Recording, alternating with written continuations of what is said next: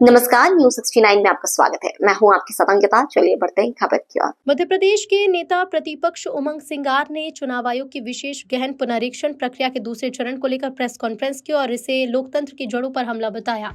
उन्होंने एसआईआर को selective intensive removal करार देते हुए कहा कि मतदाता सूची की सफाई नहीं बल्कि कमजोर वर्ग के मताधिकार की कटौती की प्रक्रिया है। चुनाव आयोग ने 27 अक्टूबर को एसआईआर का दूसरा चरण घोषित किया, जो 4 नवंबर से 7 फरवरी तक 12 राज्यों में चलेगा। सिंघार ने सवाल उठाया कि 51 करोड़ मतदाताओं की घर घर गिनती 30 दिनों में कैसे संभव है। उन्होंने कहा कि इतनी विशाल प्रक्रिया इतने कम समय में पूरी करने की जल्दबाजी आयोग की नीतिगत समझ पर प्रश्न चिन्ह लगाती है। सिंघार ने यह भी पूछा कि सिर्फ 12 राज्यों को क्यों चुना गया, बाकी राज्यों को क्यों नहीं। असम को बाहर रखने पर भी उन्होंने आपत्ति जताई और कहा कि एनआरसी और एसआईआर दो अलग प्रक्रियाएं हैं, लेकिन आयोग ने इसी बहाने के रूप में इस्तेमाल किया। उन्होंने याद दिलाया कि बिहार में एसआईआर लागू होने के बाद सुप्रीम कोर्ट को हस्तक्षेप करना पड़ा और सफलता के दावों के बावजूद आयोग ने कोई पारदर्शी डेटा साझा नहीं किया। यदि बिहार की तरह गलतियों से भरा मॉडल बाकी राज्यों में दोहराया गया तो करोड़ों मतदाता सूची से बाहर हो सकते हैं, सिंघार ने चेताया। सिंघार ने कहा कि मध्य प्रदेश की 22% आदिवासी आबादी जो मुख्य रूप से दूरस्थ इलाकों में रहती है, एसआईआर प्रक्रिया में सबसे ज्यादा प्रभावित होगी। उन्होंने कहा कि राज्य सरकार ने मार्च 2025 तक 3 लाख से ज्यादा वनाधिकार दावे खारिज किए हैं। सम्मानित पत्रकार साथियों और सम्मानित हमारे साथी विधायक नारायण पट्टा जी, निश्चित तौर से देश के अंदर एसआईआर 12 राज्यों में हो रही है।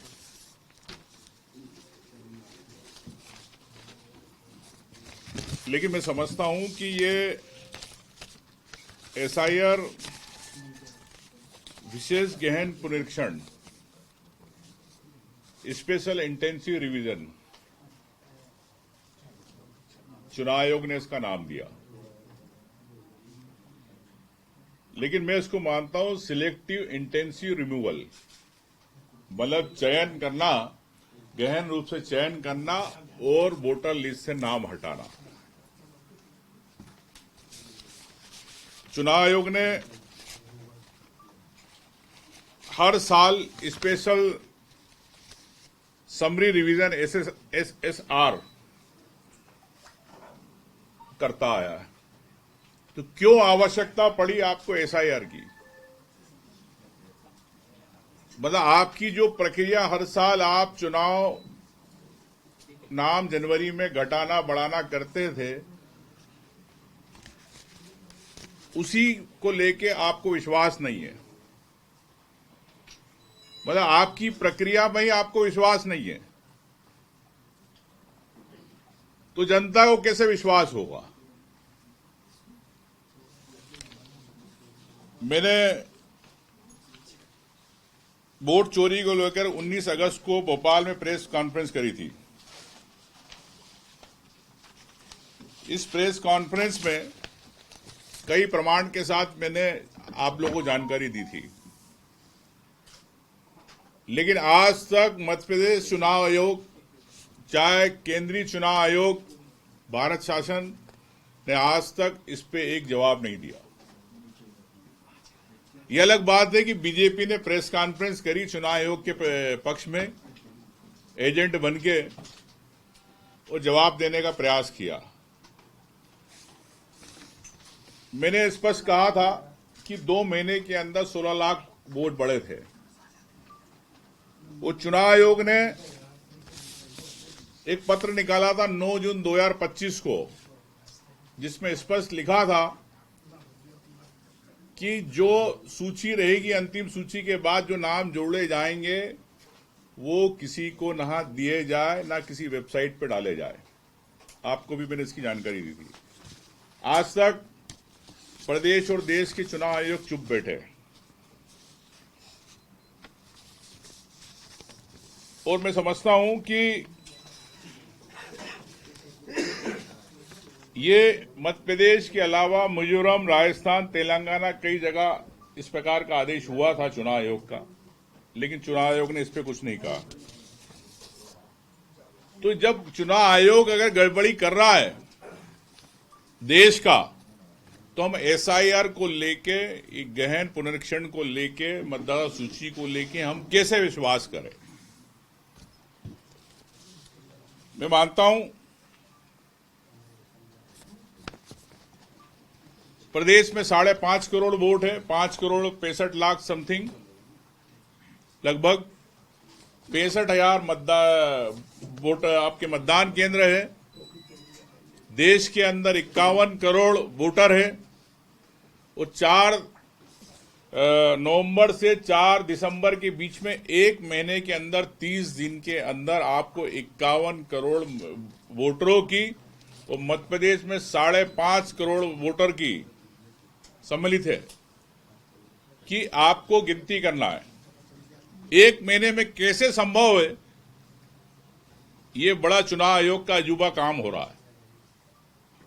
आपको हर व्यक्ति के कागज भी लेना है, उसका प्रमाण पत्र लेना, जो 13 की सूची जारी करी चुनाव आयोग ने। तो मैं समझता हूं कि ऐसी स्थिति में एक पारदर्शिता कैसे रहेगी। वो सिर्फ 28 से 12 राज्यों में क्यों, बाकी राज्य में क्यों नहीं? अभी असम में चुनाव होने वाले, असम के अंदर आप नहीं करा रहे। आपने वहां पर नेशनल सिक्योरिटी को लेके, national registered of citizen NRC को लेके आपने बहाना बना दिया कि इसलिए हम नहीं करा रहे। मैं समझता हूं कि चुनाव आयोग जानबूझकर इसको जल्दबाजी में करना चाहता है और जल्दबाजी में करने का मतलब लाखों मतदाता छूट जाएंगे। बिहार में हुआ, पहले 60 लाख थे, फिर आपने उसको लगभग 40 से 42 लाख करे आपने। कईयों को आपने हटा दिया और जो बाहर काम कर रहे थे मजदूर, उनके नाम आपने डिलीट में डाल दिए कि वहां पे अब्सेंट थे, मिले नहीं। आप जानते बिहार में कई करोड़ लोग बाहर काम करते हैं। तो बिहार से ज्यादा मध्य प्रदेश, राजस्थान, अन्य राज्य मिला के यहां पर ज्यादा जनसंख्या है। तो हमारे यहां 2011 के हिसाब से, आंकड़ों के हिसाब से मध्य प्रदेश के अंदर 20/7/2023 को एक राज्यसभा में सवाल किया गया कि मध्य प्रदेश में 2011 के हिसाब से अनुसार जनगणना के अंदर 25 लाख से ज्यादा लोग बाहर काम करते हैं। 11 की बात कर रहा हूं, 2025 चल रहा है। तो लगभग मैं कह सकता हूं कि 40-50 लाख से ज्यादा लोग मध्य प्रदेश के बाहर काम करते हैं, मजदूरी करने जाते हैं या रोजगार करते हैं।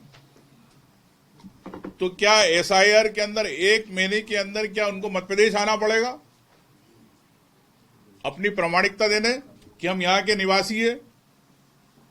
अगर वो नहीं आए तो उनके 50 लाख नाम लगभग कटने की तैयारी चुनाव आयोग कर रहा है।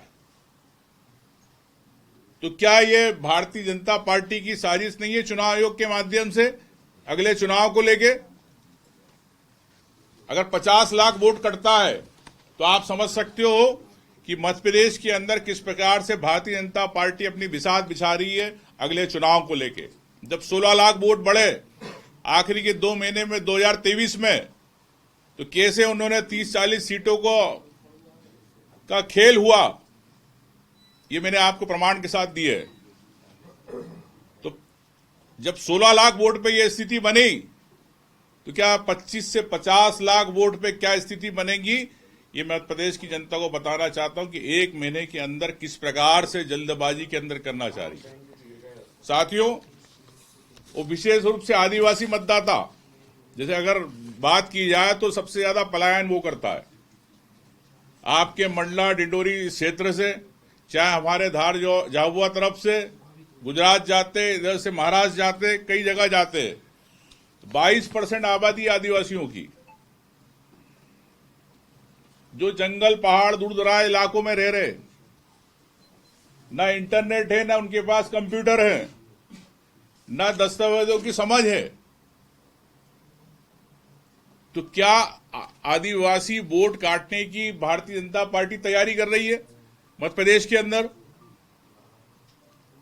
क्योंकि कहीं ना कहीं इस वोट से उनको वर्ग से घबराहट है।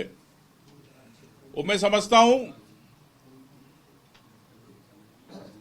कि आपने वन अधिकार से वंचित कर दिया, 3 लाख से ज्यादा पट्टे आपने खारिज कर दिए। एक तरफ चुनाव आयोग कहता है कि हम वन अधिकार के पट्टे के आधार पर भी देंगे। जब 3 लाख आपने वन अधिकार पट्टे खारिज कर दिए तो 3 लाख परिवार, यानी एक घर में 3 से 4 वोट, मतलब 12 से 15 लाख वोट आप काटने की आपने पहले तैयारी कर ली। इसमें यह भी कहना चाहता हूं साथियों कि सिर्फ आदिवासियों की बात नहीं है, दलित, अल्पसंख्यक, ओबीसी समुदाय, इन वर्गों पे भी ये बात आने वाली है। ये लोग भी बाहर काम करने जाते हैं। जब वहां पे बीएलओ जाएगा तो लिख दिया जाएगा अनुपस्थित, एब्सेंट, ये डाउटफुल बताकर मतदाता सूची से नाम हटाने की चुनाव आयोग की विशेष तैयारी है। बार बार सुप्रीम कोर्ट ने बिहार को लेकर इंटरफेयर किया। क्यों सुप्रीम कोर्ट को इंटरफेयर करना पड़ा? क्यों आपने सूची प्रकाशित नहीं करी? सुप्रीम कोर्ट कहता है कि सूची प्रकाशित कीजिए, कितने नाम जोड़े, कितने घटाए। 65 लाख थे, 47 लाख नाम हो गए, फिर कितने जुड़ गए, कट गए। बार बार अगर सुप्रीम कोर्ट को इंटरवीन करना पड़ रहा है, इसका मतलब चुनाव आयोग एक शंका के घेरे में है। जो उसकी कार्य प्रणाली है, 1 महीने के अंदर करोड़ों वोट को लेके जल्दबाजी में, तो क्या चाहते हैं? इसके पीछे चुनाव आयोग की क्या मंशा है, यह समझना जरूरी है। और पूरे एसआईआर की प्रक्रिया में इस गहन मतदाता सूची परीक्षण के अंदर सूची से नाम हट जाता है, यह कागज देना एक वोटर की जवाबदारी, लेकिन सरकार के प्रशासनिक अधिकारी, एआरओ, डीएम, इनकी क्या जवाबदारी? चुनाव आयोग जनता पे, आम मतदाता पर जवाबदारी डालना चाहता है, लेकिन प्रशासन में बैठे कलेक्टर हो, चाहे एआरओ हो, चाहे सीईओ हो, इनके पास क्या? और ये सिर्फ आपत्ति और प्रक्रिया इतनी जटिल है कि नाम जोड़ने घटाने की 6, 7, 8, 9 जो भी है संख्या फॉर्म की, क्या आम वोटर ये प्रक्रिया पूरी कर पाता है? नहीं कर पाता।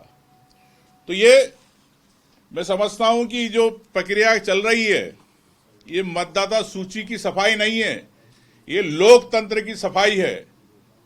ये भारतीय जनता पार्टी का एजेंडा है।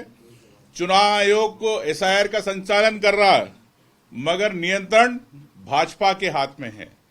मैं समझता हूं कि हमारे प्रदेश के अंदर ये चीज होने वाली है। मैं आगाह कर रहा हूं, मैंने जब भी आगाह करा है। फिलहाल इस खबर में इतना ही। आप बने रहिए News 69 के साथ। नमस्कार।